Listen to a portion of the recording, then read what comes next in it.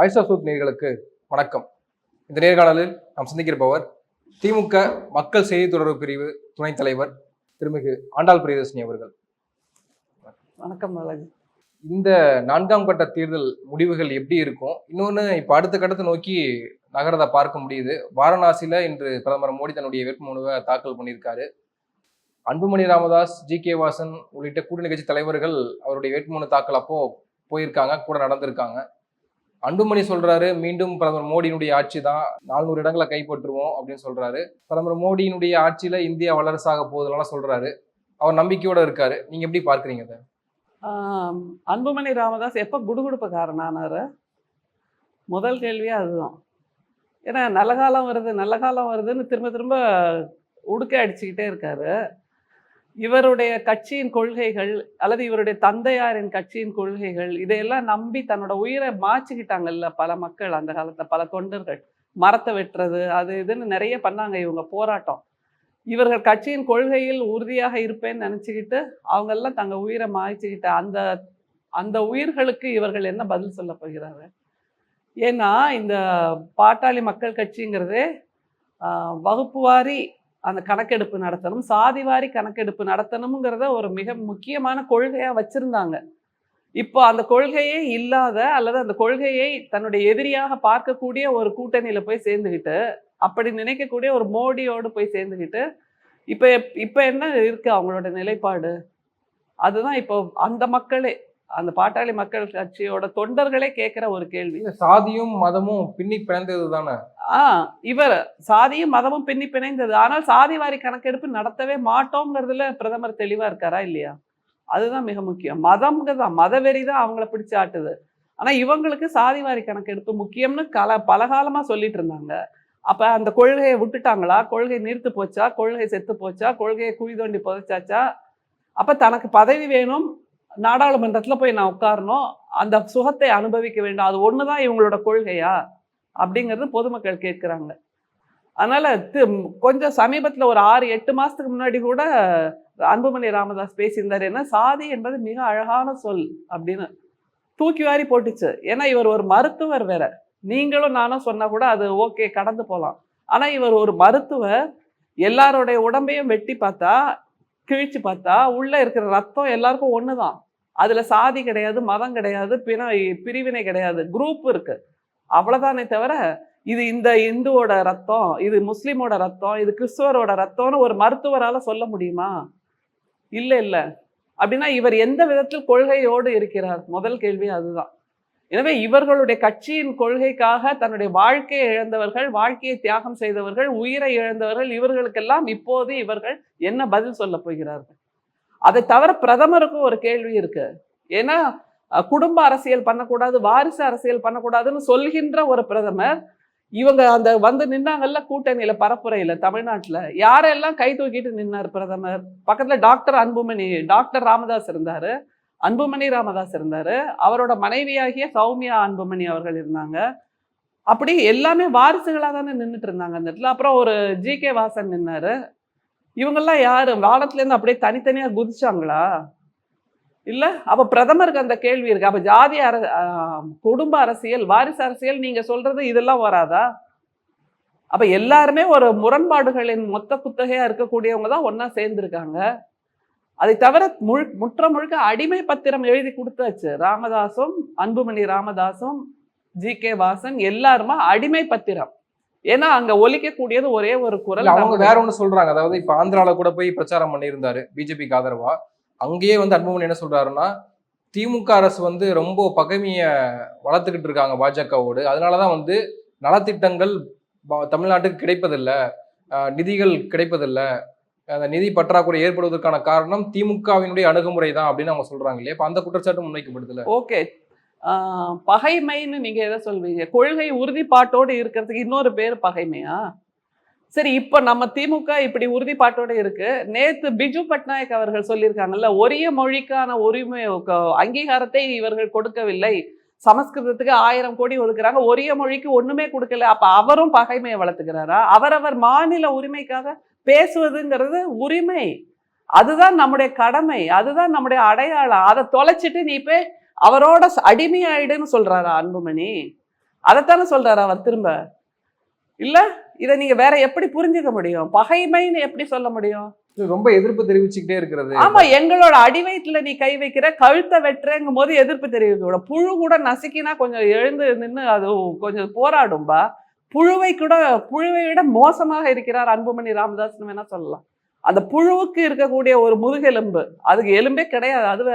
அதுக்கு கூட இருக்கிற அளவுக்கு அது எழுந்து நின்று போராடும்ல உயிரை காப்பாத்திக்க. மொழிதான் ஒரு இனத்தின் அடையாளம். அதை சிதைச்சிட்டு நீங்க வேற என்ன சோறு கொடுத்தா என்ன பிரயோஜனம்? சரி, சோறாவது கொடுத்தாரா பிரதமர்? மொழியை சிதைச்சாச்சு, சோறாவது கொடுத்தாருன்னா இல்லைங்கிறத இப்ப எல்லா மாநில முதல்வர்களும் பேசுறாங்கன்னா அப்ப அவங்க எல்லாருமே பகைமையை பேசுறாங்களா? இதுல எங்க பிரதமர் கடமை தவறுகிறார்ங்கிறத ஏன் அன்புமணி உணரல? ஏன்னா அவருக்கு எம்பி சீட் கண்ணை மறைக்குது. எம்பி சீட் கண்ணை மறைக்குது அன்புமணிக்கு. அந்த அந்த கனவுலயே உட்கார்ந்துருக்கார். தனக்கு எம்பி, தன்னுடைய மனைவிக்கு எம்பி, இல்லைன்னா தன்னுடைய மகளுக்கு கூட வந்து நின்றுடுவாங்க அடுத்தது வரிசையில. இப்படி எம்பி சீட்டை கண்ணை மறைக்கும் போதுதான் தன்னுடைய கட்சிக்காக உழைத்த தொண்டர்களை மறந்து போயாச்சு. அப்ப தமிழ் மொழிக்காக நீங்க என்ன செய்ய போறீங்க? கூட்டணியில போய் சேர்ந்து வந்தீங்கன்னா கூட தமிழ் மொழியை காவு விட்டுருவீங்களா? அதைத்தானே அதிமுக பண்ணுச்சு. பல தமிழ்நாட்டு கொள்கைகளில் அவர்கள் நம்மோடு இருக்கவில்லை, எல்லாமே பிஜேபியே சரணம், மோடியே சரணம் நின்னதுனால தானே இப்ப அவங்க இந்த இழிநிலைக்கு வந்து நிக்கிறாங்க. அப்ப நீங்களும் அதே தான் பண்ண போறீங்கிறத இப்ப கோடிட்டு காமிக்கிறீங்க. ஒரு முதல்வர் என்பவர் அந்த மாநிலத்தின் மக்களின் நலனுக்கானவர். அந்த மாநில கொள்கைகள் தான் அவருடைய கொள்கை. இப்படி மாநில கட்சிகள் எல்லாம் அந்த தேசிய கட்சியாக இருக்கக்கூடிய பிஜேபியோடு சேர்ந்து தாங்கள் கழுத்தறுக்கப்பட்டோம், காவு வாங்கப்பட்டோம்ங்கிறத உணர்ந்துகிட்டு இப்போ இந்த தேர்தலில் எல்லாருமே விலகி நிற்கிறாங்க. அந்த ஒரு உணர்வு, அந்த ஒரு புரிதல் கூட இல்லையா? இதே ஜெகன்மோகனோ இதே சந்திரபாபு நாயுடுவோ கூட முரண்பட்டவர்களாகத்தானே இருந்தார்கள். அப்படின்னா இது இயல்பு. அப்ப நீங்க அப்ப என்ன வாக்குறுதி நீங்க கொடுக்குறீங்க? அன்புமணியும் ராமதாஸ் அவர்கள் என்ன சொல்ல போறாங்க?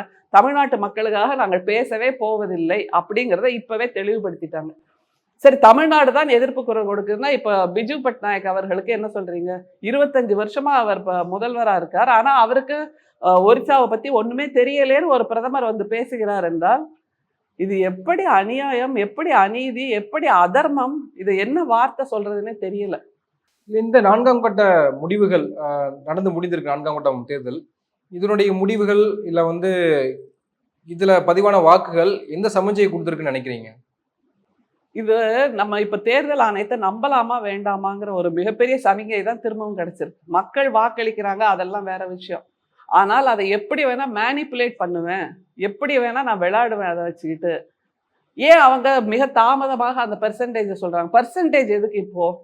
முந்தியெல்லாம் துல்லியமா அந்த எண்ணிக்கை வந்துடும்ல, எத்தனை லட்சம் மக்கள் வாக்களித்தார்கள், பெண்கள் எவ்வளோ, ஆண்கள் எவ்வளோ, எல்லா எண்ணிக்கையும் வரும்போது இப்ப என்ன பெர்சன்டேஜ்? இதுதான் நீங்க 10 வருஷமா பண்ண டிஜிட்டல் இந்தியாவா? ஒன்றும் இல்லைப்பா. சமீபத்துல நம்ம +2 ரிசல்ட் வந்தது இல்ல, முந்தியெல்லாம் ஸ்கூலுக்கு போகணும், அங்க நோட்டீஸ் ஒட்டியிருப்பாங்க, அதுல அப்படியே கையை தடவி தடவி பார்ப்போம் நம்ம பேர் இருக்கா இல்லையா அப்படிங்கிறதெல்லாம். இப்ப நிமிஷமா ஆன்லைன்ல வந்து விழுந்துதா இல்லையா எல்லாரோட மார்க் ஷீட்டும்? எல்லாருக்கும் மார்க் ஷீட் போன்ல வந்தது, சிஸ்டம்ல வந்ததா இல்லையா? அப்ப இதுவும் பல லட்சம் மாணவர்கள் எழுதிய ஒரு தேர்வு. Within no time they have all got their mark sheets and percentage. இதை ஒரு தேர்தல் ஆணையம் அதுக்கு இன்னும் மேன் பவர் ஜாஸ்தி, இன்னுமே ஃபெசிலிட்டிஸ் ஜாஸ்தி, டெக்னாலஜி ஜாஸ்தி, இன்ஃப்ராஸ்ட்ரக்சர் ஜாஸ்தின்னு அவங்களால பண்ண முடியாதா? அப்ப டிஜிட்டல் இந்தியான்னு பிரைம் மினிஸ்டர் இவ்வளவு வருஷம் சொன்னது காதுல பூ சுத்தினாரா? இல்ல அப்படி மேனிபுலேஷன் நடந்திருக்கு இவிஎம் மிஷின்ல, தேர்தல் முறைகள்ல அப்படின்னா நீங்க எண்ணி பார்க்கலாம். நீங்க வந்து வழக்கு தொடுத்து நீங்க கேள்வி கேட்டீங்கன்னா செக் பண்ணி காமிக்க போறாங்க. இப்ப அதுக்கான தொகை நீங்க கொடுங்கன்னு உச்சநீதிமன்றம் சொல்லியிருக்கு இல்லையா? ஆமா, ஏன்னா ஹைப்போதெட்டிக்கலா எதையும் சொல்ல முடியாதுங்கிறத அவங்க சொல்றாங்க. ஆனா அதுக்குள்ள சப்போஸ் நம்மளுடைய துரதிருஷ்டமாக ஏதாவது நடந்ததுன்னா பதவி ஏற்று முடிச்சிருவாங்க. அதுக்கப்புறம் இவரை அசைக்க முடியாதுங்கிறதானே இப்ப நமக்கு இருக்கிற பதைபதைப்பு. சமீபத்துல பங்களாதேஷ்ல தானே அந்த தேர்தல் நடந்தது. அவங்க தேர்தல் ஆணையத்தை வச்சு மேனிப்புலேட் பண்ணி எல்லாம் பண்ணாங்கல்ல. அதுவும் வேற யாரையாவது நீங்க பிரதமர் கேண்டிடேட்டா வச்சிருந்தா கூட பரவாயில்ல. பிஜேபியில மோடி அவர்கள் என்னும் போது அவருடைய வரலாறு, அவருடைய ட்ரெயில் எல்லாமே எதையுமே நம்பகத்துக்குரியதாக காட்டவே இல்லை. வெற்றி அல்லது அந்த அரியணை, அந்த பதவி ஒன்றுதான் அவரோட குறிக்கோள் அப்படிங்கும்போது அதற்காக அவர் என்ன விலை வேணுமானாலும் கொடுப்பார். அதுக்கு வேல்யூஸ், அறங்கள், கொள்கைகள், நல்ல விஷயமா செய்யணும் அப்படி எதுவுமே கிடையாது. பதவிக்காக திருமணம் ஆகவில்லைன்னு சொன்னவர், பதவிக்காக மனைவி பெயரை மறைத்தவர், அப்படி எத்தனையோ தவறுகளை தொடர்ந்து செய்துட்டே தானே இருந்தார். அதனால் பதவின்னு வரும்போது அவருக்கு வேற எந்த கேள்வியும் கிடையாது. இது ஒன்றுதான் குறி. அப்படிங்கும்போது இவரை நம்ப முடியவில்லைங்கிறதுக்கு தான் நான் அதை சொல்றேன். ஆனால் ராகுல் காந்தி சொல்றாரு, எழுதி தர இனிமேல் மோடி பிரதமர் கிடையாதுன்னு சொல்றாரு. இந்திய கூட்டணி தலைவர்கள் வந்து ஒவ்வொரு கட்டமாக பாஜக மிகப்பெரிய பின்னடைவை சந்தித்திருக்குன்னு சொல்றீங்க. அப்படி இருக்கிறப்போ ஏன் இந்த அச்சம் இருந்துகிட்டே இருக்கு? அந்த அச்சத்தின் காரணம் அவருடைய குணம், அவருடைய நம்பிக்கையின்மை. அவர் மேல நீங்க நம்பவே முடியாது. அவர் தன்னோட சொந்த நிழலை கூட நம்ப மாட்டாருன்னு நம்ம நிச்சயமா சொல்லலாம். எல்லாவற்றிலும் வழிமுறைகளை முறித்து போடுவது, சட்டதிட்டங்களை இல்லாமல் ஆக்குவது, காலில் போட்டு மிதிக்கிறது, அது ஒண்ணுதானே அவர் தொடர்ந்து பண்ணிட்டு இருக்கார்.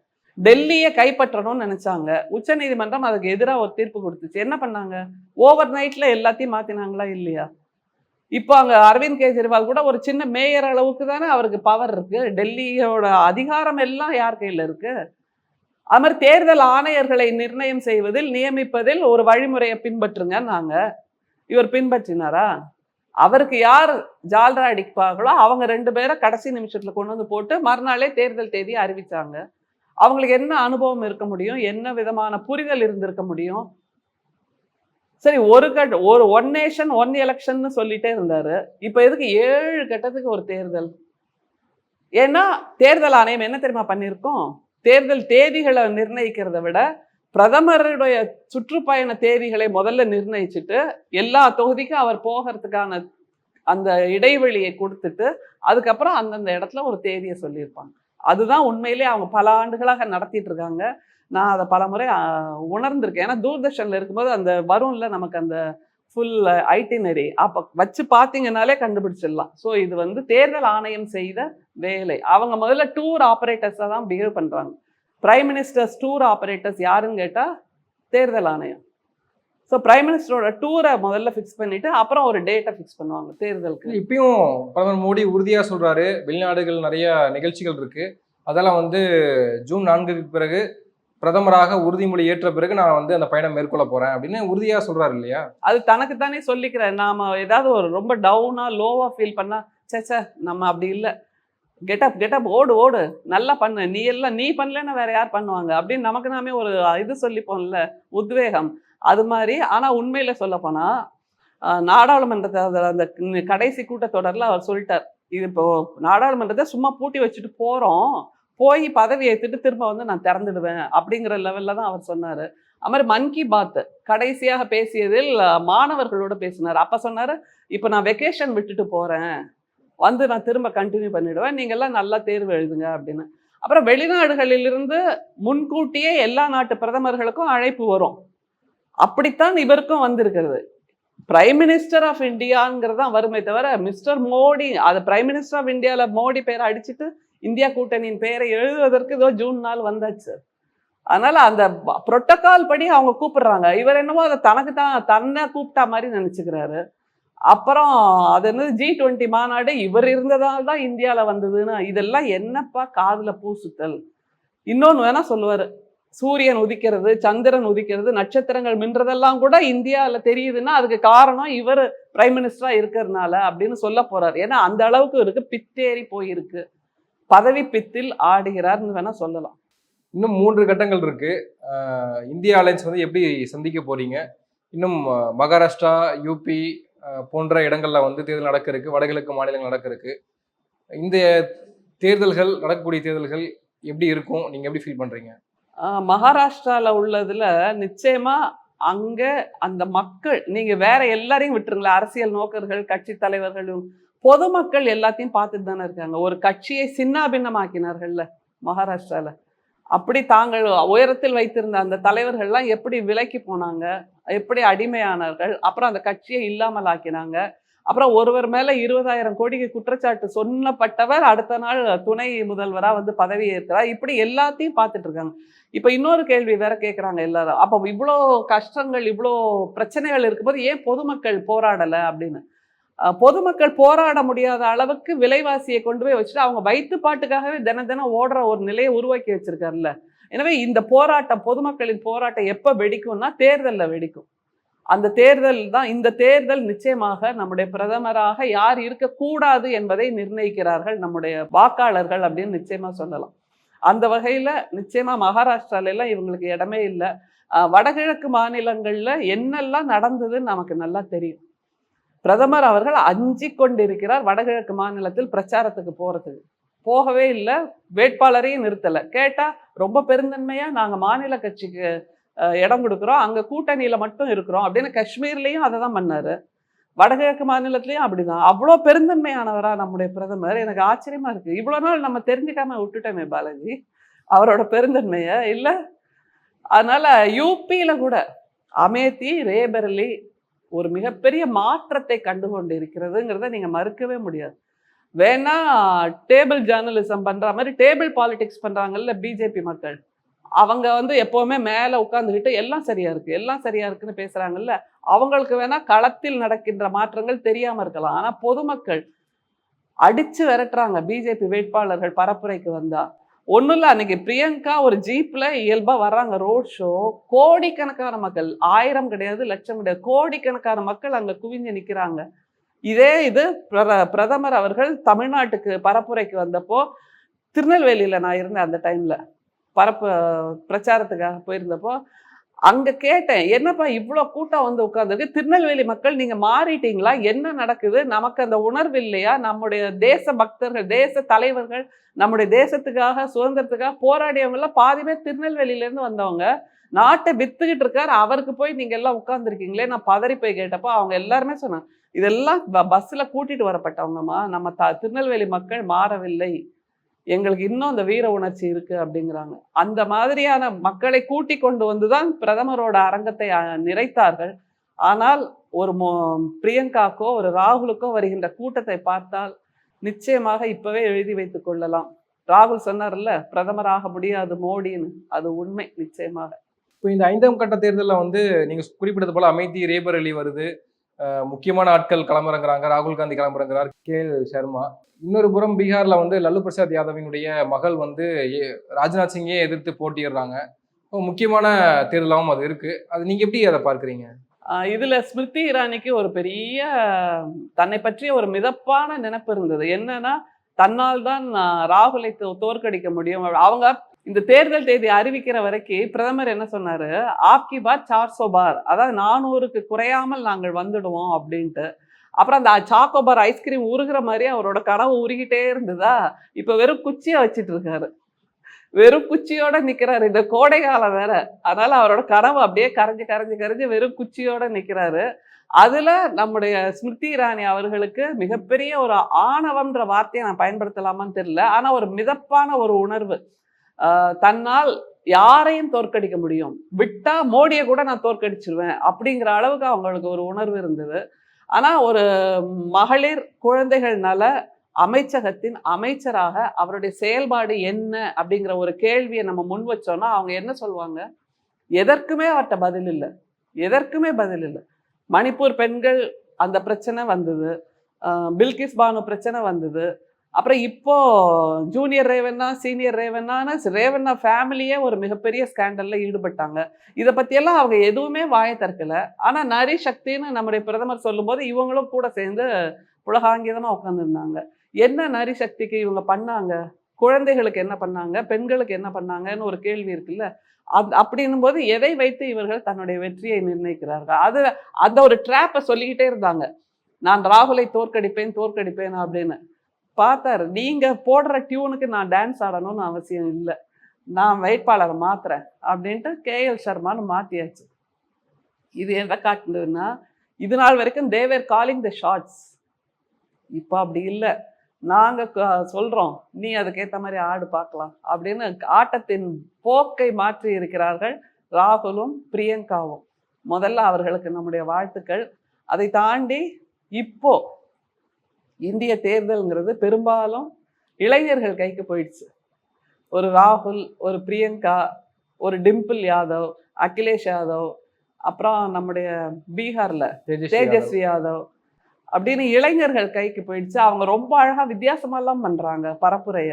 அன்னைக்கு மோடி முதல்வர் மோடி பேச்சை பிரதமர் மோடி கேட்கின்ற அளவுக்கு தேஜஸ்வி யாதவ் பண்ணார்ல, ரொம்ப வித்தியாசமா இருந்தது. அது மாதிரி காளி சொம்புன்னு நம்முடைய ராகுல் தூக்கி காமிச்சாரு. அவர் நம்முடைய தமிழ்நாட்டில் நீங்க கேட்கவே வேணாம். நான் திருநெல்வேலி பிரச்சாரத்துக்கு போயிருந்தப்போ அங்க மதிப்புக்குரிய உதயநிதி ஸ்டாலின் அவர்கள் பரப்புரைக்கு வந்திருந்தார். அவர் பொதுமக்கள் அங்க இருக்கிற இளைஞர்களே 29 பைசாவை காமிங்கன்னு 29 பைசாவை காமிங்கன்னு அவர் அந்த பிளக்கார்ட பதாகை தூக்கி காமிச்ச உடனே அவ்வளோ வரவேற்பு இருந்தது.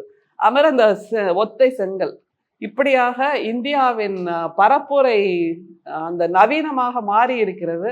ஆனா நம்முடைய பிரதமர் என்ன பண்றாரு, இளைஞர்கள் இப்படி யோசிக்கிறாங்க, மாத்தி யோசிக்கிறாங்க. நம்முடைய பிரதமர் என்ன பண்றாரு, ராமரை கூப்பிட்டாரு தேர்தல் பரப்புரைக்கு, அவர் வரமாட்டேன்ட்டாரு. அடுத்தது யமனை கூப்பிட்டாரு, எருமையை வச்சு கொஞ்சம் பரப்புரை பண்ணாரு. அப்புறம் தாலி சென்டிமெண்ட்டை கூப்பிட்டாரு. அப்புறம் இன்னைக்கு வளையல்கள் அப்படின்னா பிரதமர் நாரி சக்தின்னு சொல்றது பெண்கள் வெறுமே வளையல் அணிவதற்குத்தான் லாயக்குன்னு சொல்றாரா? பாகிஸ்தானுக்கு வளையல் அனுப்புறேன் அப்படிங்கிறார். எப்படி இது பொறுத்து கொள்ள முடியும் பெண்களால்? பெண்களுக்கு இவ்வளவுதான் நீங்க கொடுக்குற மரியாதை, அது எங்களுக்கு தெரியும். சங் பரிவார் மனு நீதியைத்தான் பின்பற்றுகிறது. மனுவில் பெண்களை கொச்சைப்படுத்தி தான் எழுதியிருக்கிறார்கள். பெண்களுக்கு மரியாதையே கிடையாது. அதைத்தான் நீங்களும் செய்கிறீர்கள். திரும்பவும் பாருங்க, தாலி சென்டிமெண்ட்னு ஒண்ணு சொன்னாரு, இப்ப வளையல், நாளைக்கு புடவைன்னு சொல்வாரு. ஏற்கனவே சொன்னதான மன்மோகன் சிங்கை பார்த்து அதான் அப்போ இவ்வளவுதானா பெண்களுக்கு இவர்கள் கொடுக்கிற மரியாதை? இவ்வளவுதானா? இத்தனைக்கும் ராகுல் தீய சக்தியை அழிப்போன்னு ஒரு தெளிவா வார்த்தையை சொன்னா, தீயங்கிறத டிலீட் பண்ணிட்டு சக்தியை அழிப்போன்னு இவர் பிடிச்சுக்கிட்டார். எப்பவுமே வார்த்தைகளை புரட்டி புரட்டி போட்டு இவருக்கு நாக்குல நரம்பு இல்லைங்கிறனால எல்லாரும் அப்படி நாக்குல நரம்பு இல்லாம பேசலைங்கிறத முதல்ல புரிஞ்சுக்கணும். அதை தாண்டி இப்போ உள்ள பரப்புரையில நம்முடைய பிரதமர் இந்த கிரேட்டஸ்ட் லோ அப்படிங்கிற அளவுக்கு கீழே சரிஞ்சு போய் உட்கார்ந்துருக்காரு. ரொம்ப வருத்தமாக இருக்கிறது. ஏன்னா இந்தியா என்பது எத்தனையோ உலகத்தின் மிகச்சிறந்த உரைகளை எல்லாம் நம்ம கேட்டிருக்கோம். நேரு அவர்களின் உரைகள், இந்திரா காந்தி அவர்களின் உரைகள், ஒன்றும் இல்லை, காமராஜரோட உரை, நம்முடைய முத்தமிழறிஞர் கலைஞரோட உரை, நம்முடைய முதல்வர் ஸ்டாலின் அவர்களின் உரை, இப்படி பல உரைகளை கேட்டு இருக்கோம். பேச்சை கேட்டு கேட்டு வளர்ந்த ஒரு தேசம் நம்மளோடது. அதுல நம்முடைய பிரதமர் இவ்வளவு கீழ்த்தரமாக பேச முடியும் என்றால் வருத்தமாக இருக்கிறது. வெற்றிக்காக, அந்த பிரதமர் பதவிக்காக தன்னுடைய எல்லா மாண்புகளையும் தொலைத்து நிற்கிறார். தன்னுடைய முகத்திரைகள் எல்லாம் கிழிந்து போய் நிற்கிறார் அப்படின்னு தான் பிரதமரை சொல்ல முடியும். நன்றி. பொறுத்திருந்து பார்ப்போம் நிலைமை எப்படி இருக்குன்னு. உங்க நேரத்துக்கு மிக்க நன்றி. பொறுத்திருந்து ஜூன் 4 வெற்றி பெறுகின்ற இந்தியா கூட்டணியை வாழ்த்த பார்ப்போம். நன்றி.